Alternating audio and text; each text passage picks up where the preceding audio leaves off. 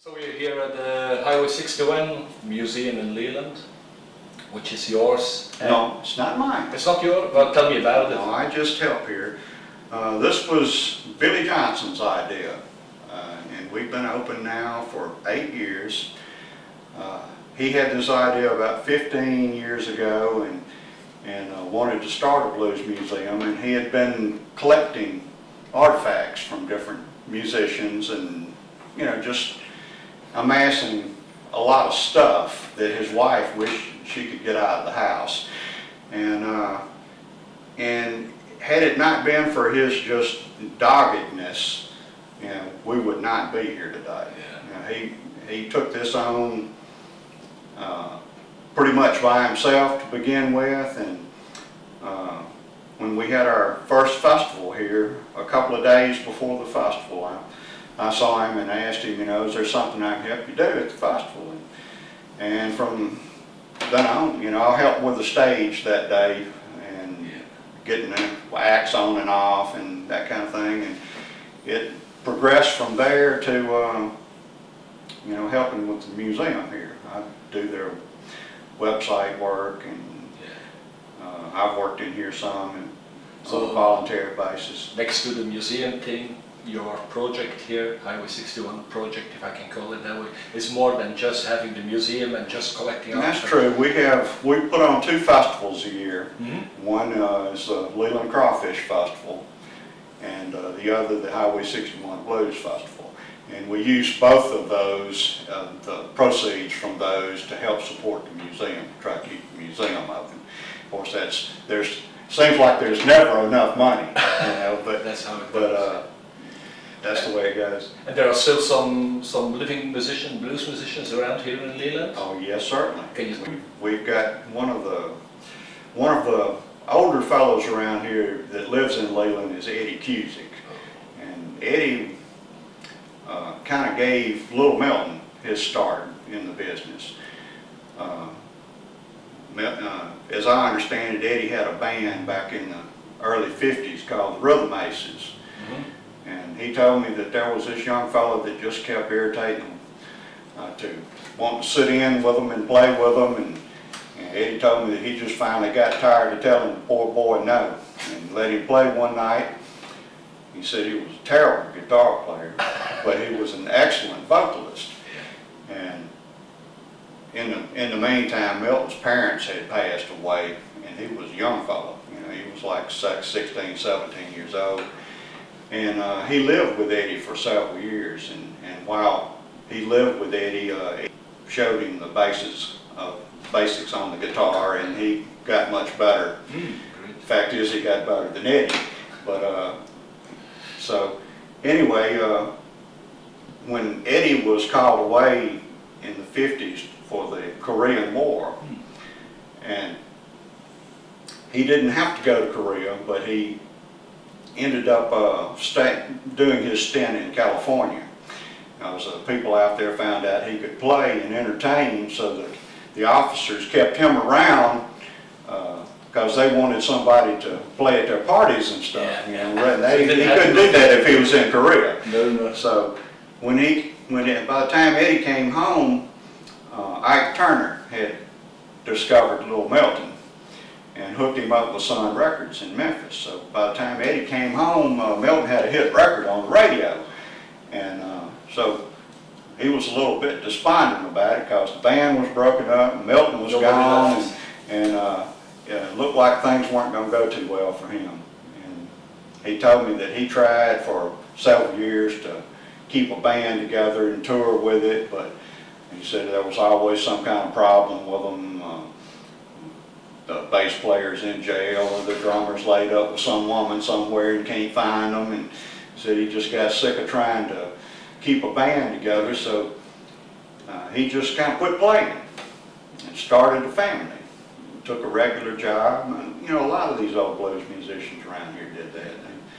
They couldn't make a living playing music, so they'd take a regular job, and some of them would play on the weekends, and some of them were scared that playing on the weekends might lead to playing them too much during the week, and then they lose their job. Yeah.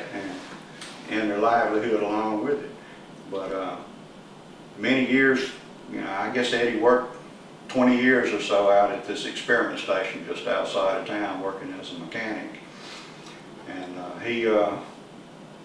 once he retired from that job, he started playing some at some colleges around and a few festivals here and there. Nothing serious, because he's just not that interested in performing that much, but he's a really good guy, really good performer. And then we got another local younger fellow that's the son of Thomas, which was as good as it got in this as far as the Delta Blues goes. And Pat Thomas is carrying his daddy's torch. You know, he plays a lot of his dad's music and almost looks just like his dad. But you know, that's the two locals that we have. Yeah. And I think Pat is still coming over to the museum. Oh, Pat comes every day. He comes every day. He comes every day, and people that come in, he plays for whoever comes, you know. Randy, outside the door there is like a sign mentioning Johnny Winter. Is he still in town?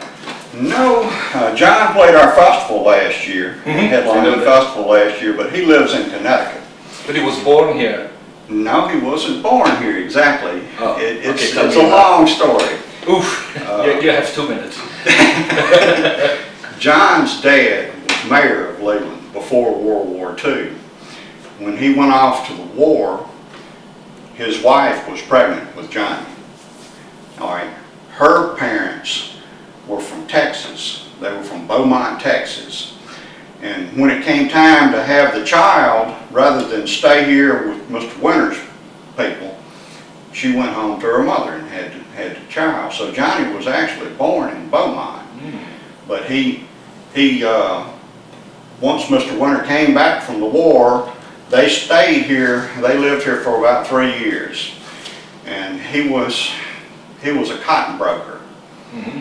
And the building that marker's in front of, his dad's office was upstairs in that building. So that's the little story on that. Yeah. Oh, it's kind of funny that you know, John's grandfather was one of the founding members of the Presbyterian Church here, and he was also a member of the Board of Aldermen for the town. They were really connected with Leland. They were really connected with Leland.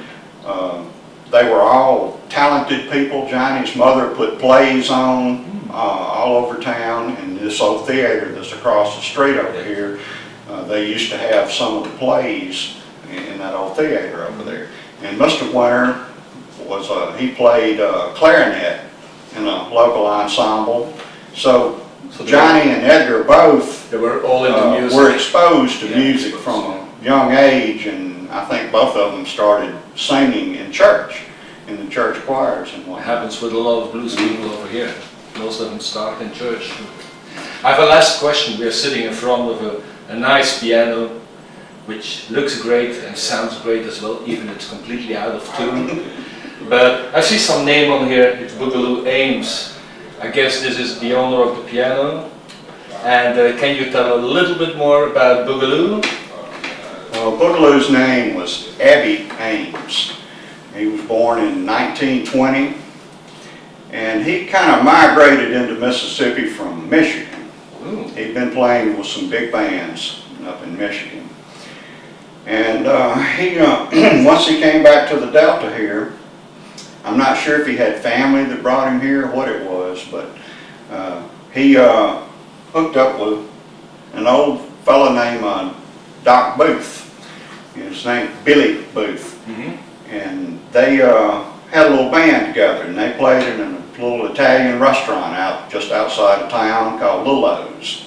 Every Thursday night, all the little Italian men and women would come in and dance, and they'd buy Boogaloo shots all night long, and by the end of the night, he'd be completely ripped, but you'd never know to hear him play. You know, it didn't affect his playing or his performance at all. It was just phenomenal. Yeah, wow. And there was a young lady that he mentored named Eden Brent. Mm. And Eden had about a 16-year association with Boogaloo. There were a couple of documentaries for public television that were made about them and their association together. And Eden treated that man just like he was a member of her family. And several years ago, the Indianola Blues Society sponsored Eden to the International Blues Challenge in Memphis, and she won the solo division. So, and she tributed all her success to this man right here. I guess she's right as well. And the fact is, she calls herself Little Boogaloo. Yeah. Oh yeah. So, you know, she went to school in Texas and got a degree in music from East Texas University. But she'll tell you today that she learned music theory and all that kind of stuff, but Boogaloo taught her about music. That he gave her the feel for it and the drive for it. Yeah.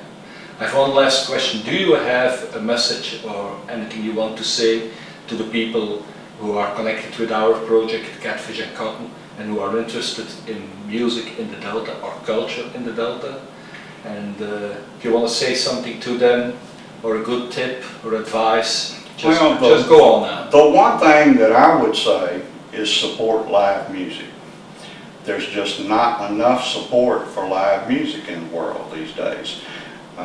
There's so many clubs that you can go to now that have a DJ that's spinning records or something like that, but it's not quite the same as sitting there watching somebody perform and seeing the fingers move and, you know, seeing the audience respond to them. See the sweater in that would be my message to people, is support live. That's a good one. That's a great one. Thank you, Randy, for inviting us here. Mark. Have a nice day.